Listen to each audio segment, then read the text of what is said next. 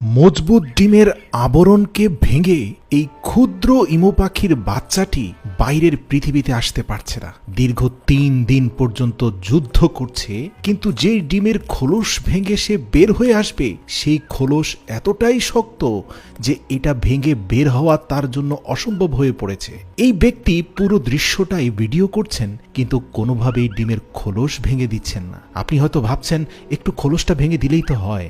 না ভাই, এই শক্ত মজবুত খোলস যেই বাচ্চা ভেঙে বের হতে পারবে সেই বাইরের পৃথিবীর সাথে যুদ্ধ করে টিকে থাকতে পারবে। এটাই হচ্ছে পৃথিবীতে আসার পথে তার সর্বপ্রথম টেস্ট। আমাদের জীবনটাও এমন, যেই শিশু যত বেশি স্ট্রাগল দেখবে সেই বড় হয়ে সবচেয়ে বড় যোদ্ধা হবে, পরিবারের যোদ্ধা, দেশের যোদ্ধা, জাতির যোদ্ধা। তো ভিডিওতে আপনারা যে বাচ্চাটিকে দেখতে পাচ্ছেন সে কিন্তু গত ৩ দিন পার হয়ে ৪ দিনে পড়েছে। তার পাশাপাশি অন্যান্য বাচ্চারা ডিমের খোলস ভেঙে ঠিকই বের হয়ে এসেছে, কিন্তু সে পারছে না।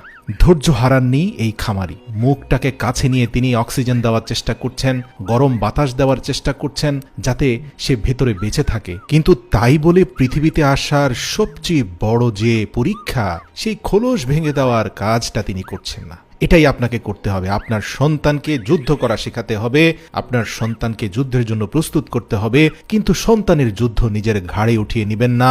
এতে আপনার সন্তান দুর্বল হয়ে যাবে, সেলফ ডিপেন্ডেন্ট না হয়ে আপনার উপর নির্ভরশীল হয়ে উঠবে। একবার ভাবুন, যখন আপনি থাকবেন না এই সন্তান কত সংকটে পড়বে। প্রিয় দর্শক, আমি অনুরোধ করব এই ভিডিওটা শেষ পর্যন্ত দেখুন, কারণ এই ইমু পাখিটির ঘটনা আমার আপনার জীবনের সাথে ওতপ্রোতভাবে জড়িয়ে আছে।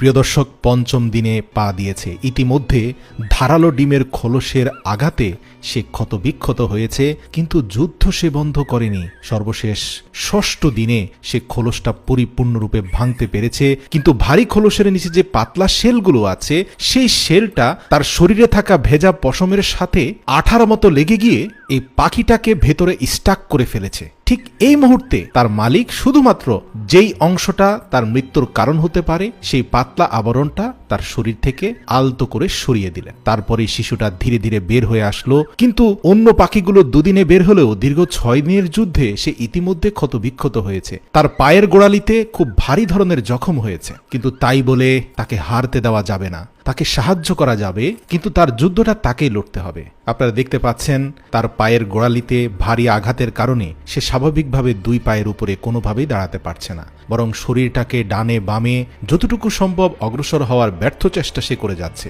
এই ছোট ইমু পাখির বাচ্চাটিকে যতটুকু সম্ভব তার মালিক সাপোর্ট দিয়ে যাচ্ছেন যেন সে নিজের পায়ে দাঁড়াতে পারে। তার মালিক দীর্ঘ ১ সপ্তাহ অপেক্ষা করেছেন, কিন্তু দেখতে পাচ্ছেন কোনোভাবে সে তার ২টি লম্বা পাওকে